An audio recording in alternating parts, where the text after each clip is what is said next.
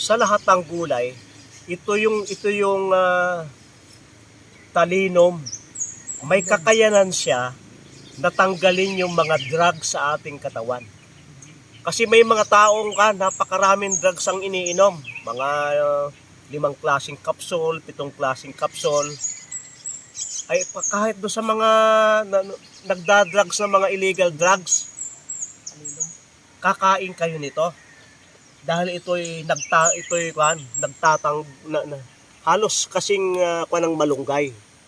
Napakaraming mga vitamins at minerals nito. At ang special na sa ito, nagtatanggal ng mga drugs sa ating katawan. Napakaganda nito sa atay. Kapag yung inyong atay ay toxic, mga fatty, kakain kayo ng saluyot. Ito'y tinuturing na spinach. Dahil ito'y malambot pati ang kanyang katawan. At ito'y napakaganda sa baga. Napakaganda sa mata. Ang taas ang content ng vitamin C at vitamin A. Ang pagkuha niyan, kung gusto talaga ninyo na lumago, ito ang pagkuha.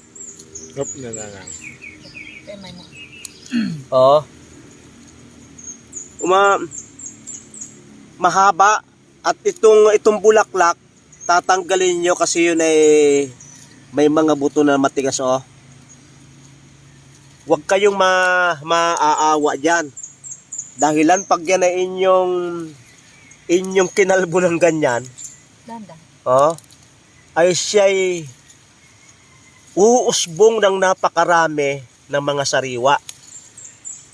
Kaya kung ang gusto ninyo ay ganyang kabata, inyong kakapunin yung inyong talilom.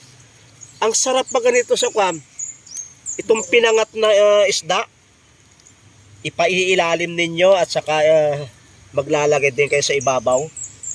Yung sa ibabaw ay yung inyong kakainin at yung matitira yung ando sa ilalim. Pag kayo'y magbubulang lang ng munggo, napakasarap talaga nito. Ang kanyang bulaklak ay pag sumikat ang araw, medyo umiinit na, bubukad yan. Pero pagdating ng hapon, magdamag, nakatikom ang mga bulaklak niya. Pwede rin itong ornamental. Tingnan niyo.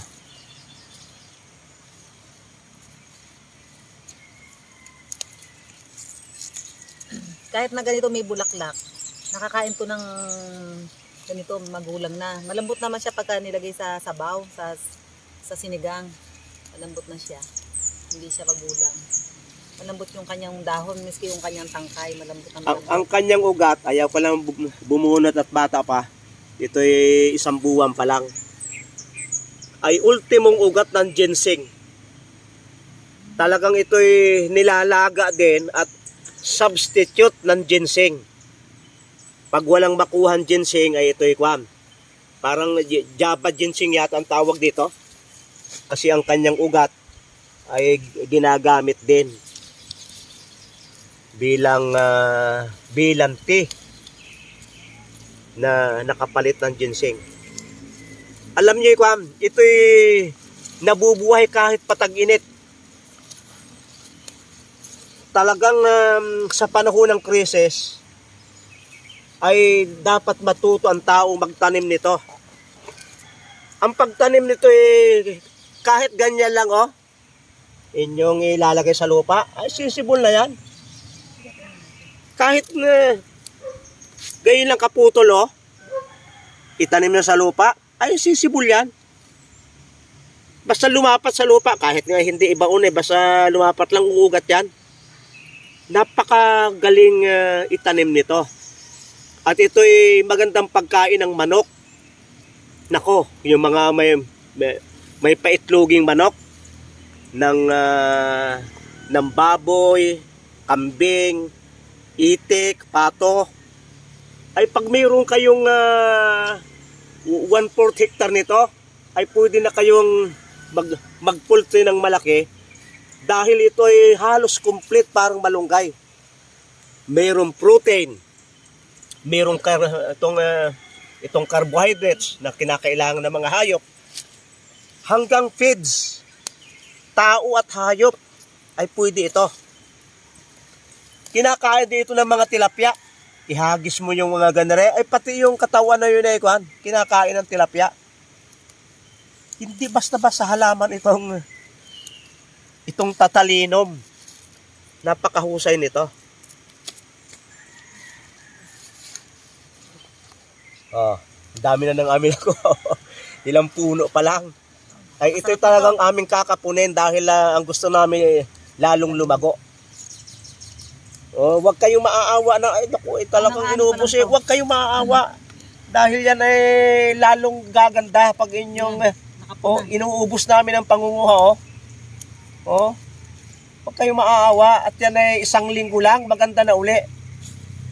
Saka naman nyo gagamasan uli pag inyong makapuna. Sige. Atin ang lulutuin ere para magkaintindihan kung ganito kasarap. Si Mami, huhugasan. Kung ang asawa ko maghuhugas at eksperto sa paghuhugas ere. Dito natin huhugasan sa maliit na ilog. Yung kasi yung pinakamay na ilog. Bago magsasama sila, ito yung maliit. Dito tayo. Bukod pa yung aming sapa doon na itong private property yun. Dito, nanggagaling lang. Walang naliligo dito. Hindi tayo banda. Ito na lang. Hindi pa kaya hawak na. Maiksi lang kasi ito. Ito yung napakalakas sa bukal. Anod. Mga 100 meters lang ito ang panito. Ang haba nito. Wala tayong dito. Natural. Malinis naman yung ating gulay talaga eh.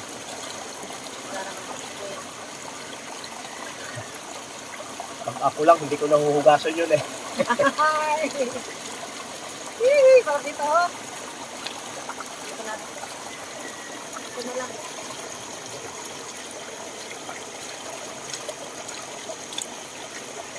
Ang ganda na ng ito.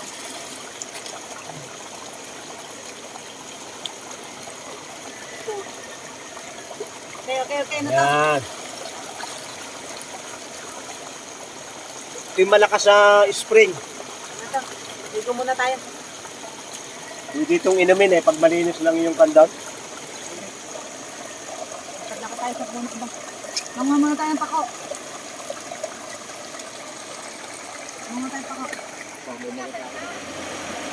Ganito kaganda yung aming ilog oh, napakaluang. Dahil ito'y magkabile bundok, hindi naman ganun mataas. Bukid na bukid, kalinis pa ng tubig. Ay malaking kaligayahan pag kayo narito sa ilog na ito. Yung lamig, lamig ang hulab ng tubig. Ay tayo na lang, lulutuin na yung ating talilom na yan. Hindi malakas ang agos kasi dito at hindi pa summer. Pero kahit summer na ay malaki pa rin yung tubig dito. Dinadayo ito ng mga magliligo at summer.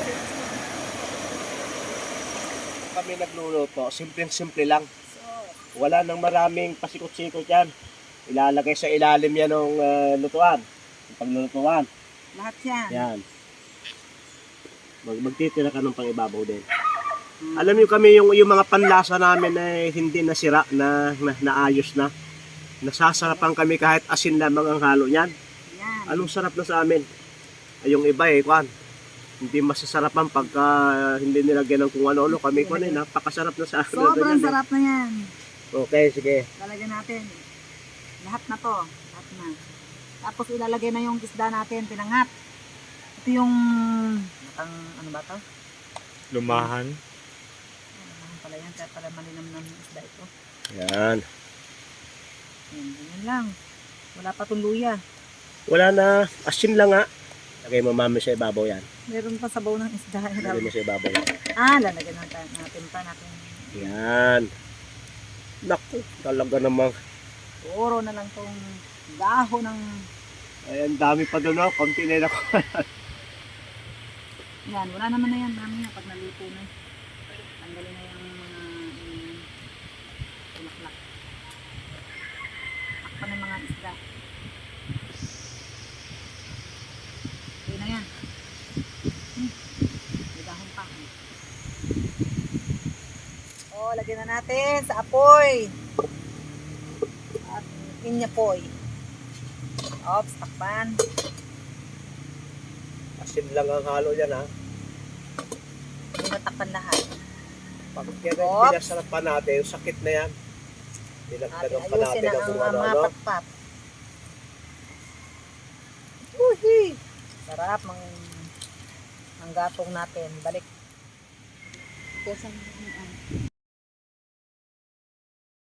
Tayo kakain na kasi ere mga rin kumain at nagmamadali. Alis na kami. Para sandok na lang si Pastor. Ako na lang ang kakain. Sarap niyan. Ito'y kwan, nagustuhan ng aking anak.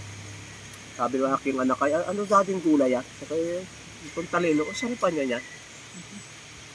Sabaw naman. Yan. Asin lang ang halo niyan. Sadong... Ayaw ko kasi nung kwan, maraming halo. Takpan agad na ang lamig. Ang lamig. Okay, ito na yan. Sabaw. Sausawan. Pwede yung patis na rin, no? Sausawan. Talagang kwan, oh. Malambot siya, oh.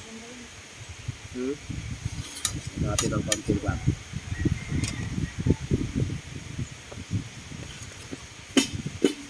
Sarap. Parang napakasarap. Malambot siya.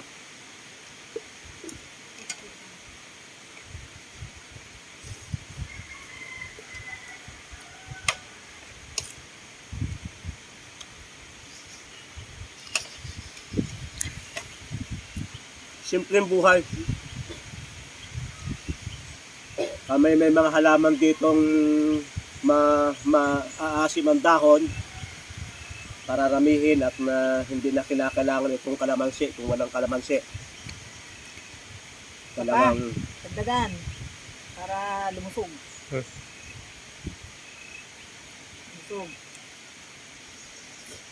Aba, tagalan natin na ng kanin. Kaya saan?